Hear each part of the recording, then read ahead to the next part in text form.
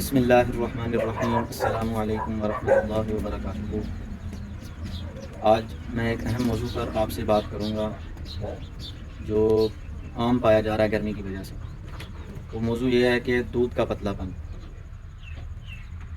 آج کل دودھ جانوروں کا پتلا ہو جاتا ہے، جس کی وجہ سے بڑے مسائل پیدا ہو جاتے ہیں۔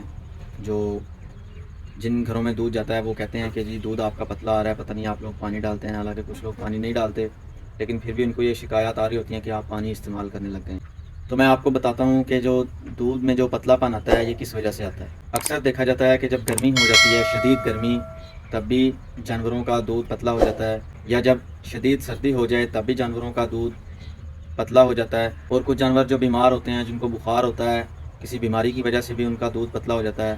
اور عام طور پہ یہ جو ولائتی گائے ہے، اس کا تو دودھ اکثر جو دودھ کے اندر فیٹ کا لیول ہے وہ بالکل ہی کم ہوتا ہے، اور جو ساہیوال کی ہے، چولستانی نسل کی ہے، اس میں جو فیٹ لیول ہے وہ بہت زیادہ ہوتا ہے۔ اور اس کے علاوہ خوراک کی کمی کی وجہ سے ہمیں اپنی جانوروں کی خوراک اچھی کرنی چاہیے، ان کو خوراک اچھی دیں، ونڈا دیں، ان کو اچھا اعلیٰ کوالٹی کا ونڈا دیں۔ جن حضرات کے پاس 10-20 جانور ہیں وہ کوشش کریں کہ اپنا ونڈا خود تیار کریں، اور جس ونڈے کے اندر بائی پاس فیٹ موجود ہے آپ وہ ونڈا جانوروں کو استعمال کروائیں۔ اگر آپ وہ ونڈا نہیں استعمال کروا رہے تو آپ ایک الگ بائی پاس فیٹ لے آئیں، وہ جانوروں کو روزانہ 100 گرام دیں، انشاءاللہ دودھ کی مقدار بڑھ جائے گی۔ اور اس کے علاوہ جو ایک اور اہم بات ہے، جو سب سے اہم بات ہے، ہمیں چاہیے کہ ہم 5 وقت کی نماز پڑھیں۔ اگر رمضان المبارک ہو تو اس میں روزے رکھیں، اور جو غریب مخلوق ہے اللہ تعالیٰ کی، ان کا خیال کریں، اپنے جانوروں کا خیال کریں۔ ان جانوروں کو کھلانا پلانا بھی ایک باعث ثواب ہے۔ اور اس کے علاوہ جتنے بھی نیکی کے کام ہیں ان میں ہم لوگ سب سے پیچھے ہیں۔ وہ اس وجہ سے کہ ہم مسجد میں نہیں جاتے، ہم کسی اچھی مجلس میں نہیں جاتے کہ ہمارے کپڑے گندے ہیں، ہمارے کپڑے ناپاک ہیں، اسی وجہ سے ہم پیچھے رہ جاتے ہیں۔ تو ہمیں کوشش کرنی چاہیے کہ ہم اپنے کپڑے صاف ستھرے الگ کپڑے رکھیں، جن میں ہم نماز پڑھ سکیں، اور اس کے علاوہ کہیں آنا جانا ہو تو ہم جا سکیں، مسجد میں جا سکیں۔ تو انشاءاللہ آپ لوگ کوشش کریں، اس سے بھی اللہ تعالیٰ انشاءاللہ برکت دیں گے۔ یہ جو کثرت ہے یہ اصل چیز نہیں ہے، اصل چیز برکت ہے۔ جس انسان کے پاس برکت آ جائے اس کے سارے کام بن جاتے ہیں، اور جس انسان کے پاس کثرت ہو، برکت نہ ہو، اس کے پاس اتنا زیادہ آنے کے باوجود بھی سارا چلا جاتا ہے اور اس کے معاملات بیچ میں اٹکے رہ جاتے ہیں۔ تو اس لیے آپ لوگوں نے کوشش کرنی ہے کہ ہم 5 وقت کی نماز پڑھیں، اور جو ہمارے زندگی کے معاملات ہیں، معاملات بھی ہمارے بڑے کمزور ہوتے ہیں۔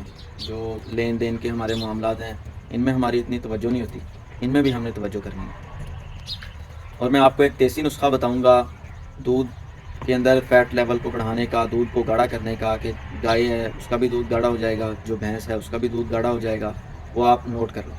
آپ نے ایسا کرنا ہے کہ 1 کلو کھل بنولا وہ آپ نے پانی کے اندر بھگو کے رکھ دینا ہے۔